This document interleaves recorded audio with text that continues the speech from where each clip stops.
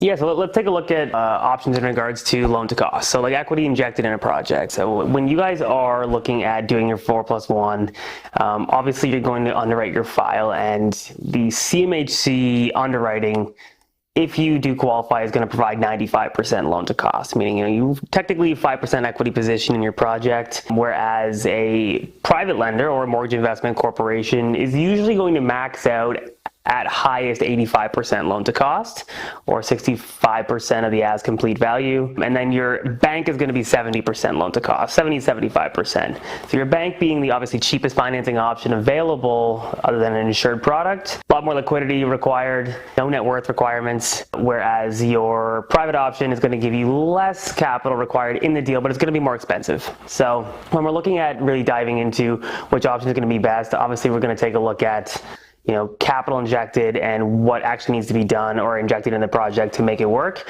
But that's not the only factor we're actually going to look at. Experience with construction is obviously a huge indication and a huge vetting file that the lenders are going to take a look at when determining whether or not they're going to approve your project. As many of you probably seen the news, there's a lot of big projects that have had some issues and some big headlines lately, and even the big guys have issues with their projects, right? So from a lender standpoint, your top tier financing, your banks or credit unions, like your prime financing rates, these guys are going to be looking for someone that has experience with the type of project that you're bringing on, right? If you've self-built just individual standalone homes before, but you're looking at building a 6-story wood frame building, those individual townhome type projects don't translate to a 6-story type building where maybe you have elevators and stuff. If you've built wood frame before and then you're building with concrete, again, the translation from wood frame to concrete, it's not there from a lender and what they're preferring to see of the experience. So that's something that we're going to take a look at. If you do have a builder in mind, or if you do have your own resume, we can float that by the lender, put together your CV, show us the projects that you've done.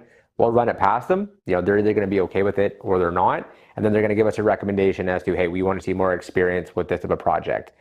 Those are going to be your big guys. They're going to want to see the developers, the professional GCs. Now, one reason why you might go to one of the private guys is they can sometimes be a bit more flexible with the amount of experience that you have. So if you've built out, whole neighborhoods of townhomes, maybe they're okay with you, managing your own project if you're building something small, especially for this one where we're talking about a 4+1.